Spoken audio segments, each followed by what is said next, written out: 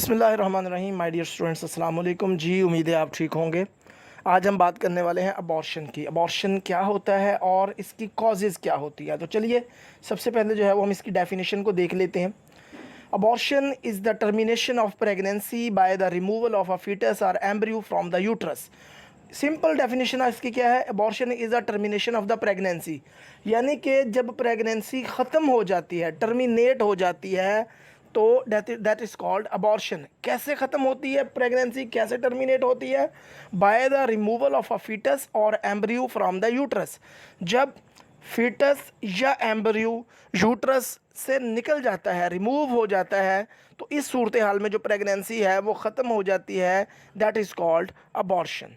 क्योंकि आपको पता है कि एक टाइम पीरियड होता है 36 वीक्स टू 40 वीक्स, ठीक है, development of a foetus normal. अगर उस टाइम से बहुत पहले जो है बिफोर 20 वीक्स जो है, अगर फीटस को ये इशू हो जाता है तो प्रेगनेंसी जो है वो टर्मिनेट हो जाती। इसकी एक और बहुत ही इंपॉर्टेंट डेफिनेशन जो है वो हम देख लेते हैं। Termination of pregnancy before 20 weeks. अगर 20 वीक्स से पहले पहले प्रेगनेंसी टर्मिनेट हो जाए और below 500 grams of foetus weight, या फीटस का वज़न जो है वो 500 ग्राम से नीचे हो, तब भी जो है वो अबॉर्शन हो जाता है, तब भी प्रेगनेंसी जो है वो टर्मिनेट हो जाती है। That is called abortion. अब आ जाते हैं इसकी कॉजेज़ की तरफ के इसकी कॉजेज़ क्या हैं। सबसे पहली कॉज इसकी है फीटल फैक्टर्स। फीटल मीन्स के फीटस को क्या मसला है, कुछ प्रॉब्लम्स फीटस के साथ हो सकते हैं जिसकी वजह से जो है वो अबॉर्शन हो जाता है। मसलन embryo or foetus with chromosomal abnormalities और जेनेटिक डिफेक्ट्स, डेफिसिट्स या डिफेक्ट्स। ठीक हो गया जी। अगर एम्ब्रियो या फीटस में कोई क्रोमोसोमल अबनॉर्मेलिटी पाई जाती है और जेनेटिक डिफेक्ट पाए जाते हैं, तब भी अबॉर्शन के चांसेस ज़्यादा होते हैं। उसके बाद आ जाता है मैटरनल फैक्टर्स, यानी माँ के साथ ऐसा क्या मसला हो सकता है, माँ के साथ जुड़े हुए कौन से फैक्टर्स हो सकते हैं, प्रेग्नेंट फीमेल के साथ जुड़े हुए कौन से फैक्टर्स हो सकते हैं जिनकी वजह से अबॉर्शन हो जाता है। एक्यूट और viral infections such as rubella, herpes simplex, cytomegalovirus may cause abortion. यानी अगर वो फीमेल जो प्रेग्नेंट है, अगर उसको एक्यूट या वायरल इन्फेक्शंस हैं, जिसमें रूबेला हो सकता है, जिसमें हर्पस सिम्प्लिक्स हो सकता है, जिसमें साइटोमेगालोवायरस हो सकता है, अगर ये इन्फेक्शंस हैं माँ के साथ या प्रेग्नेंट फीमेल के साथ, तब भी जो है अबॉर्शन के चांसेस ज़्यादा होते हैं। आगे आ जाता है मैटरनल सिस्टमेटिक डिजीज़, यानी प्रेग्नेंट फीमेल को कौन सी बीमारियां हो सकती हैं, कौन सी मेडिकल प्रॉब्लम्स हो सकते हैं जिसकी वजह से अबॉर्शन हो सकता है। Women with diabetes and other endocrinal problems like progesterone deficiency can cause abortion. वो ख़वातीन, वो प्रेग्नेंट फ़ीमेल जो डायबिटिक हों, उनके अंदर भी चांसेस ज़्यादा होते हैं अबॉर्शन, उसके अलावा अबॉर्शन होने के। उसके अलावा एंडोक्राइनल प्रॉब्लम्स के साथ ख़वातीन, मसलन प्रोजेस्टेरोन की deficiency, progesterone is very important chemical in the blood, तो प्रोजेस्टेरोन जो है अगर उसकी डेफिशिएंसी हो जाए, तब भी जो चांसेस हैं अबॉर्शन के ज़्यादा होते हैं। इसलिए प्रोजेस्टेरोन का टेस्ट भी करवाया जाता है व्हेन यू फील कि यू आर प्रेग्नेंट, तो then definitely this is your duty to consult a doctor, और इसके अलावा जो है वो आप प्रोजेस्टेरोन का टेस्ट भी करवा सकते हैं। आगे आ जाता है cervical uterine factors. Cervical uterine factors क्या होते हैं? बेसिकली कंजेनिटल मेलफॉर्मेशन इन यूट्रस, यानी कि यूट्रस में कोई मेलफॉर्मेशन हो, कोई मसला हो, मसलन hypoplastic unicornuate, bicornuate and septate uterus. अब हाइपोप्लास्टिक क्या होता है? हाइपोप्लास्टिसिटी होती है बेसिकली अगर यूट्रस का साइज़ नॉर्मल यूट्रस के साइज से कम है, दैट इज़ कॉल्ड हाइपोप्लास्टिसिटी। अगर हाइपोप्लास्टिसिटी का मसला है, तब भी अबॉर्शन के चांसेस ज़्यादा होते हैं। उसके बाद आ जाता है यूनिकॉर्नुएट। यूनिकॉर्नुएट क्या होता है जी? बेसिकली एक फ्लोपियन ट्यूब होती है, यूट्रस जो होता है वो एक ही फ्लोपियन ट्यूब के साथ जो है वो कनेक्टेड होता है, लाइक इस तरह करके कुछ जो है वो होता है। तो फ्लोपियन ट्यूब एक ही, वैसे तो आपने देखा होगा कि this is the normal basically, ठीक है, यूट्रस एंड फ्लोपियन ट्यूब्स, ठीक हो गया। लेकिन यूनिकॉर्नुएट क्या होता है कि uterus only attached with one fallopian tube, ठीक है, यूट्रस की कैविटी एक ही फ्लोपियन ट्यूब से कनेक्ट होती है, दिस वन। दैट्स वाई इसको जो है वो यूनिकॉर्नुएट कहते हैं। अब आगे आ जाता है बाइकॉर्नुएट।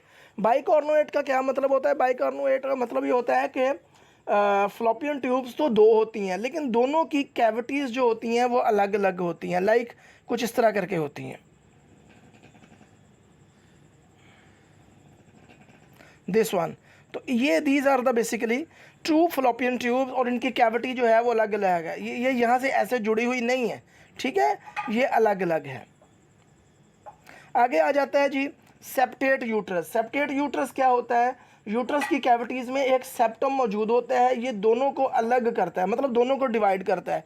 जिस तरह ये होना तो यूं चाहिए, ठीक है जी, लेकिन ये यूं नहीं होता। ये कैसे होता है? ये this one and then this one, यानी ये जो कैविटी है, ये दरमियान में कैविटी मौजूद होती है यहाँ पर, जो दोनों फ्लोपियन ट्यूब्स को जो है वो सेपरेट करती है। तो this is called cervical uterine factors. आगे चलते हैं जी, हम इसको क्लियर कर लें ज़रा ड्राइंग को, ठीक है जी। Next slide.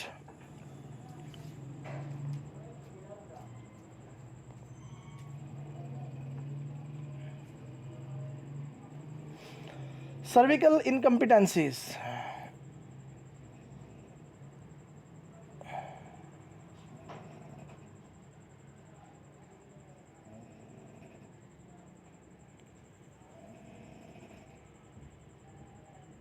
Recording stopped.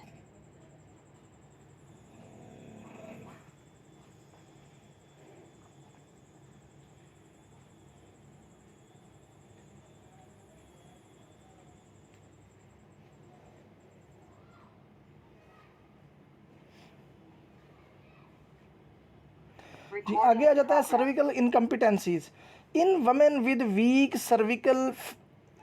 वो ख़वातीन जिनमें सर्विकल जो है सर्विक्स जो है वो वीक होता है, उनमें फ़ीटस के डेवलप होने के चांसेस बहुत कम होते हैं, और उनमें फ़ीटस जो है वो जल्दी ड्रॉप हो जाता है। क्यों? क्योंकि सर्विक्स जो है वो बेसिकली क्लोज्ड होना चाहिए, लेकिन जब सर्विक्स क्लोज्ड नहीं होता बल्कि सर्विक्स जो है वो ओपन होता है, तो उनमें जो चांसेस होते हैं फ़ीटस के ड्रॉप होने के वो ज़्यादा हो जाते हैं। उसके बाद इम्यूनोलॉजिकल फैक्टर आ जाता है। History of auto immunisation can also become the cause of abortion. Auto immunisation हम किसको कहते हैं? कि सम टाइम फीमेल्स के अंदर जो है वो उनकी बॉडी के ख़िलाफ़ ही या उनकी फ़िटस के ख़िलाफ़ ही जो है वो एंटीबॉडीज़ बनना शुरू कर देती हैं, जो कि उनकी बॉडी को के इम्यून सिस्टम को नुकसान पहुंचाती हैं। This is called auto immunisation. तो जिन ख़वातीन में ऑटो इम्यूनाइजेशन होती है, बार बार होती है, उनमें अबॉर्शन के चांसेस बहुत ज़्यादा होते हैं। उसके अलावा जनरल फैक्टर्स कौन से हैं अबॉर्शन के? Surgical trauma. सर्जिकल ट्रॉमा में आ जाता है जी कि अगर यूट्रस में कोई सर्जरी हुई हो और उसके दौरान ट्रॉमा हो गया हो तो अबॉर्शन के चांसेस ज़्यादा होते हैं। उसके अलावा स्मोकिंग, सिगरेट स्मोकिंग। स्मोकिंग के अंदर चूँकि निकोटीन होती है, केमिकल होता है, जो कि फ़ीटस या यूट्रस के लिए बहुत ज़्यादा जो है वो नुकसानदेह, उसको फ़ीटस को बहुत ज़्यादा इफ़ेक्ट करता है। अल्कोहल कंजम्पशन, अल्कोहल जो है वो फ़ीटस के ऊपर बहुत ज़्यादा असरअंदाज होती है, और इसमें बच्चे में, इसकी वजह से बच्चे में जो है वो अल्कोहल सिंड्रोम पैदा हो जाता है, जिसकी वजह से बच्चों में लाइफ लॉन्ग जो है वो सिम्टम्स या अलामात आ जाती हैं, जिनमें बिहेवियरल प्रॉब्लम्स हो सकते हैं, जिनमें मेंटल रिटार्डेशन हो सकती है, intellectual disabilities and so on, इस तरह की चीज़ें हो सकती है। एडवांस एज में क्या होता है? वो ख़वातीन जो बड़ी उम्र में जो है वो प्रेगनेंसी गेन करती हैं, उनमें जो है वो अबॉर्शन के चांसेस ज़्यादा होते हैं। एक्सीडेंटल ट्रॉमा, किसी भी तरह का कोई एक्सीडेंट हो जाए, यूट्रस को चोट लग जाए, जिस तरह बाज़ ख़वातीन जो है वो सीढ़ियों से गिर जाती हैं तो यूट्रस को जो है इफेक्ट होता है और जो है वो प्रेगनेंसी ड्रॉप हो जाती है। कुछ ख़वातीन जो है सम टाइम एक्सीडेंट हो जाता है, रोड पर गिर जाती हैं, बाइक से गिर जाती हैं, फिसल जाती हैं, सीढ़ियों से गिर जाती हैं, तो उस एक्सीडेंटल ट्रॉमा में भी जो है वो प्रेगनेंसी के टर्मिनेट होने के या अबॉर्शन के चांसेस ज़्यादा होते हैं। उसके बाद आ जाता है जी ABO इनकम्पैटिबिलिटी। ABO इनकम्पैटिबिलिटी क्या है? बेसिकली इसमें ब्लड ग्रुपिंग है। बेसिकली ये माँ का ब्लड ग्रुप अगर O है और फीटस का ब्लड ग्रुप AB है या A है या B है, तो इस तरह की कंडीशन में भी जो है वो मैचिंग नहीं होती और ब्लड के अंदर एंटीबॉडीज़ बनने लग जाती हैं, जो कि फ़ीटस के लिए इंतहाई नुकसानदेह होती हैं और वह फ़ीटस को ड्रॉप करवा देती हैं, डेड करवा देती हैं। तो दैट वाज द अबॉर्शन। इंशाल्लाह जो है अगर कोई क्वेश्चन है आपका तो यू कैन